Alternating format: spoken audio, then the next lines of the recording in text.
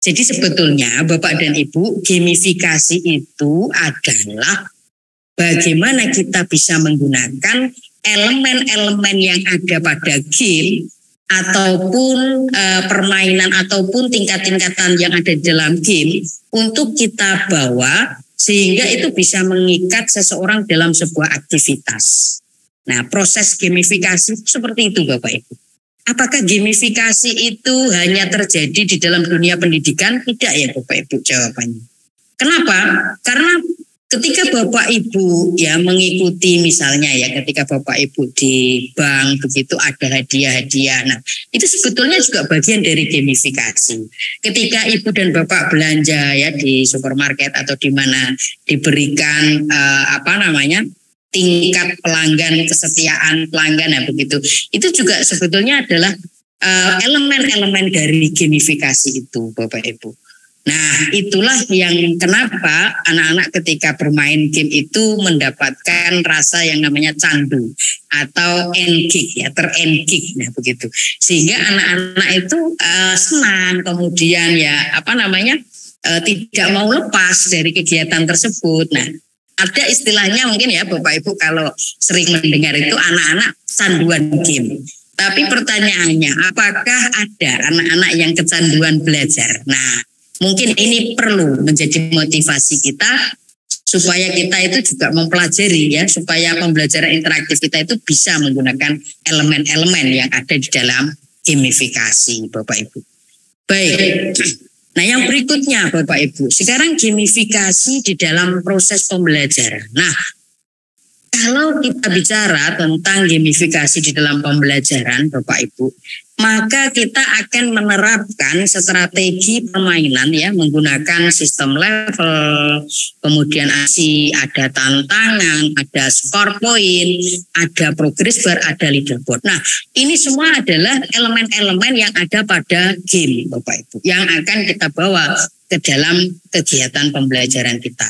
Nah, kadang-kadang Bapak Ibu anak itu kan kalau di game ya dia ada sistem level ya, dia meningkat levelnya itu ada kebanggaan, ada motivasi.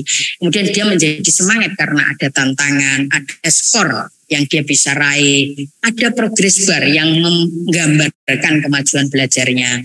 Kemudian juga leaderboard sehingga dia tahu posisinya dengan teman-temannya yang lain. Nah, itu juga akan menumbuhkan sebuah motivasi tersendiri dalam kegiatan belajar. Nah, inilah yang akan kita ambil Bapak Ibu di bagian poin-poin ini sehingga anak-anak akan semangat ya dalam mengikuti kegiatan pembelajaran. Nah, berikutnya Bapak Ibu, manfaat-manfaat yang ada di dalam gamifikasi ya Bapak Ibu. Nah, tentunya akan menyenangkan ketika kita mengikuti pembelajaran ya.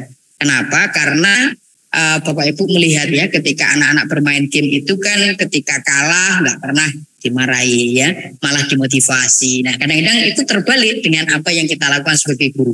Nah, saya pun sebagai guru kadang-kadang juga menggunakan ya gamifikasi ini dalam kegiatan pembelajaran. Nah, gamifikasi itu tidak harus berupa memberikan reward ya Bapak Ibu, tapi bisa dalam bentuk ujian misalnya atau motivasi dan lain sebagainya. Nah, sehingga anak-anak itu akan merasa menyenangkan, akan merasa termotivasi. Nah, yang kedua Bapak Ibu, dapat mendorong siswa untuk menyelesaikan tugasnya dengan baik. Nah, kalau di game nih Bapak Ibu, kan ada tantangan-tantangan nih.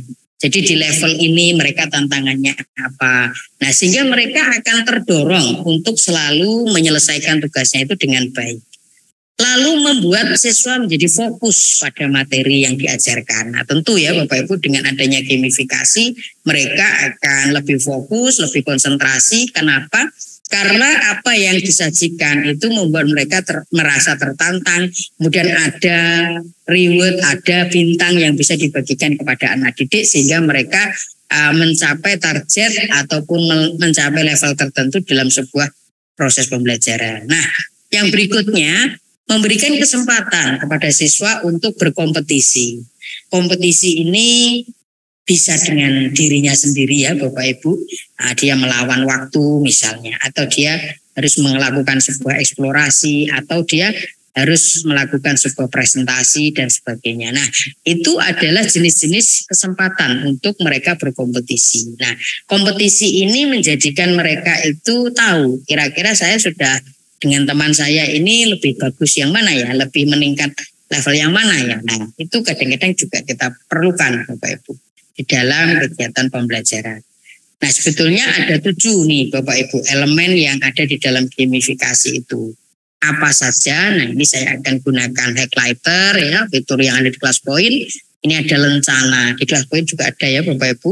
Kemudian ada level, ada papan peringkat. Nah, sehingga kita tahu nih yang ada di peringkat 1 yang mana, yang 2 yang mana, yang 3 yang mana, sampai nanti ke peringkat yang terakhir. Nah, tujuannya apa? Kadang-kadang itu anak tidak tahu posisi dia di dalam kelas itu dia berada di urutan keberapa di antara sekian temannya. Nah, dengan dia diberikan leaderboard ya atau progress bar begitu, dia menjadi sadar dan tahu bahwa saya harus lebih meningkatkan lagi. Kenapa? Karena saya masih tertinggal dengan teman saya. Nah, itu bisa menimbulkan motivasi untuk anak didik kita. Nah, kita juga bisa menggunakan ini ya Bapak Ibu, mata uang misalnya ya dalam permainan matematika begitu ya. Nah, itu bisa kita gunakan mata uang. Kemudian ada penghargaan. Nah, penghargaan itu bisa berupa anak-anak mendapatkan bintang atau mendapatkan penilaian dan lain sebagainya. Dan tentunya ada tantangan di sana. Nah, gamifikasi memberikan tantangan-tantangan sehingga anak terus terpicu untuk senantiasa mengikuti kegiatan pembelajaran yang kita berikan. Ada 6 langkah, Bu dan Bapak, bagaimana kita bisa mendesain pembelajaran yang interaktif dengan fitur gamifikasi yang ada di kelas poin. Nah, yang pertama dan kedua ini tentunya sudah Bapak Ibu lalui ya di kegiatan pembelajaran kemarin. Bapak Ibu sudah mendownload dan melakukan instalasi. Maka yang ketiga nih Bapak Ibu, kita tinggal menyiapkan slide presentasi saja. Dan nanti ketika sudah ada slide presentasi, kita tinggal memilih kira-kira fitur apa yang ada di kelas poin yang bisa kita gunakan. Nah, itu saja sih Bapak Ibu. Jadi sangat memudahkan. Jadi kita hanya modalnya PowerPoint. Saya yakin di laptopnya Bapak Ibu pasti punya Microsoft PowerPoint. Nah, tinggal kita gunakan saja, ditambahkan kelas poin maka akan menjadi pembelajaran yang sangat seru. Kemudian kita bisa mengajak siswa kita untuk bisa secara interaktif dan menyenangkan mengikuti kegiatan pembelajaran. Jangan lupa untuk memberikan jeda waktu ya Bapak Ibu. Nah, kita berikan ice breaking. Di kelas poin juga kita bisa memberikan ice breaking karena fitur-fiturnya sangat lengkap. Dan di kelas poin itu Bapak Ibu, kalau Bapak Ibu lihat ya, tersedia banyak sekali interaksi yang bisa kita lakukan dengan beragam cara. Nah, kemudian jangan lupa untuk melakukan evaluasi ya Bapak Ibu.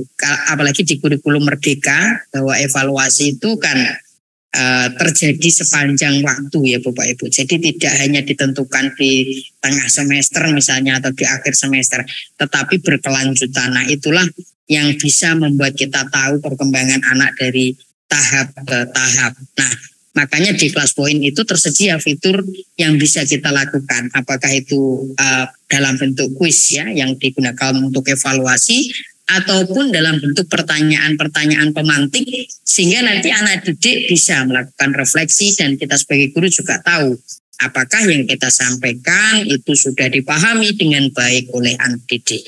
Nah, seperti itu Bapak Ibu.